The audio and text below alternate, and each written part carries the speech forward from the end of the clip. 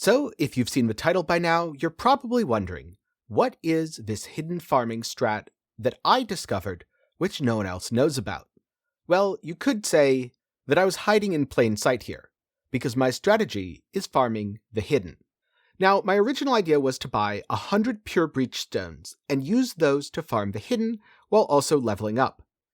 The problem with this idea was that it turned out to be wildly impractical to actually buy that many breach stones.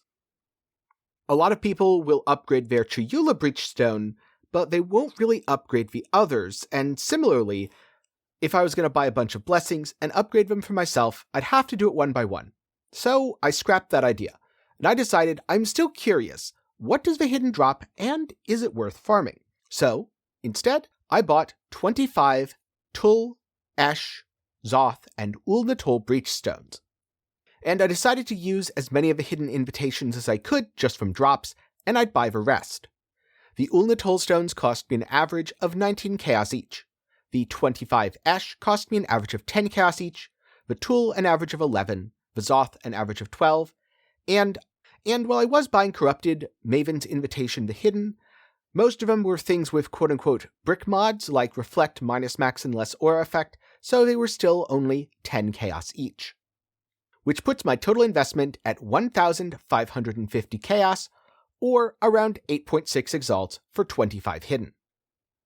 Now, I could try to keep this suspenseful and pretend that you don't already know how much I made, but since it's in the title, let's get into what I was using in terms of my Atlas passives and general strategy for the Maven's Invitation itself.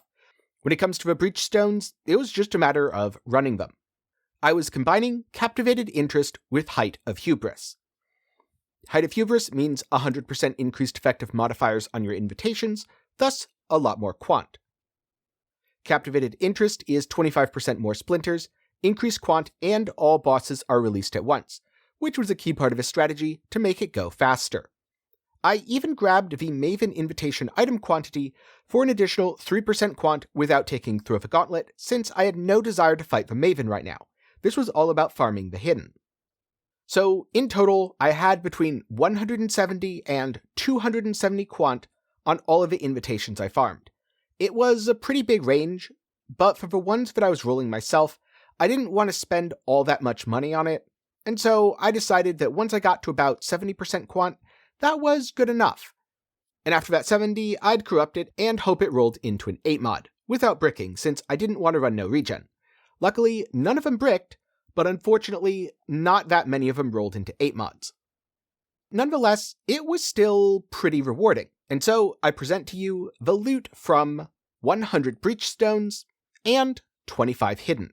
I compiled this using the TFT bulk selling tool, as it's the best way to aggregate large amounts of things without having to price check it myself. These prices are not going to be completely 100% accurate. For example, I'm pretty sure that I can sell the Maven's Writs for even more money since I have 22 of them. And since I'm going to go into the bulk want to buy entire tab section on TFT and use it to dump the scarabs, I'll probably actually get a little bit less than it says here. But all in all, it should average out to about, let's say, 6,066 chaos or 33.7 exalts. Next, I'm going to get into some of the more notable drops and how much time it took me. But before I do, a quick reminder that if you found this helpful, please do leave a like, as that's a great way to help me out with the YouTube algorithm. If you want to see more content, then be sure to get subscribed, as I'm going to be making a video about how to avoid some common scams in Path of Exile, which should be out in a couple days. Or if you want more content right now, then go down to the description or click through the card right now to check out my second channel, 10 Gaming Thoughts, where I talk about a variety of gaming content. A special thanks to my patrons and YouTube channel members for their continued support, but more about that at the end. For now, let's start looking at an individual cost and profit breakdown. So, at the start of the video, I mentioned that I spent 8.6 exalts. What were some of the notable drops that I got, aside of the 22 Maven's Writs? Well, I got 14 Blessings of Tul, 13 Blessings of Esh, 16 Blessings of Xoph, and 13 Blessings of Uul-Netol. I also got 2 Awakened Gems, those being Awakened Melee Physical Damage and Awakened Elemental Damage with Attack Skills, which I refuse to call that and will still call Weapon Elemental Damage. Deal with it.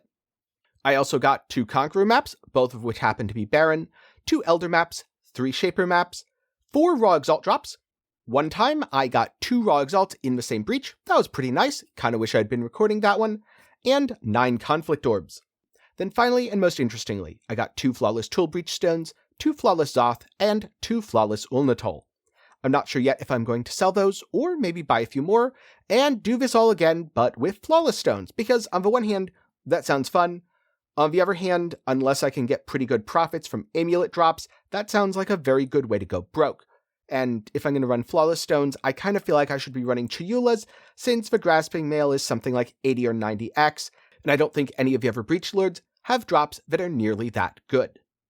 Each set of 4 stones plus the hidden was taking me about 10 minutes, so for a set of 5, I timed myself as I was doing them, and I was taking 53 minutes. After all, you've got to take short breaks in between.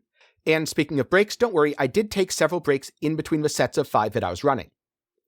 So in total, it took me about 265 minutes, or 4.4 hours. Add in about 10 minutes for buying a couple of hiddens, since I went into it with 5 pre-bought, and I only got 17 as a drop, so I had to buy 2 more. And also just a little bit of rolling time, and you get 4.5 hours. The estimated cost was 1,550 chaos. The estimated return is 6,186.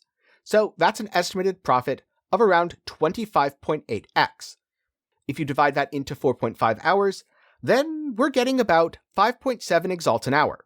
Even if you account for a bit of RNG here and there, or the buying and selling time, it should easily be 5x an hour. I think that 4 raw X drops was honestly on the lucky side, but 2 doesn't seem all that unreasonable to me. Plus, the only amulet that I got was a Choir of the Storm. I didn't get any Xoph's Blood, I didn't get any Pandemonious, and I didn't get a single Surrender. So all of those things are aspects where I got a little bit unlucky, and the 4 X drops were a little bit on the lucky side. Overall, I don't think this is the single best farming method in Path of Exile. In fact, it pales in comparison to a lot of other things, including potentially farming Uber bosses. It's definitely worse than Expedition, and there's a lot of other stuff you can do that makes way too much money these days. But if you were looking for a entry-level, fairly consistent, and not too high investment boss strategy, then this one isn't too bad. At some point, I might see how it compares to doing the Formed, the Twisted, or the Elderslayers. Though, to be completely honest, I don't really like phased fights, so I might just do Elderslayers, or I might get really spicy and do the synthesis stuff. And if any of that sounds interesting to you, be sure to let me know down in the comments. But for now, I'm curious. What has your experience been boss killing in 3.18? Have you found it to be profitable? Is that how you made a lot of your money? Or have you found it to actually cost you money because you're chasing something like Ashes and you just don't get that big win? Let me know your thoughts down in the comments below. A special thanks to my patrons and YouTube channel members. Your support helps keep me independent and allows me to turn down things like sketchy mobile game sponsorships. You can do so for as low as $1 a month over on Patreon, or if you want to support me completely for free, then you can join the community by hopping into my Discord, link below. If you want more content, check out my second channel, 10 Gaming Thoughts. It's a place that I use to review games, ramble my way through video essays, and a lot more. Or of course, you can just click the suggested video in the card right now. I hope you learned something today, and maybe I'll see you again sometime soon.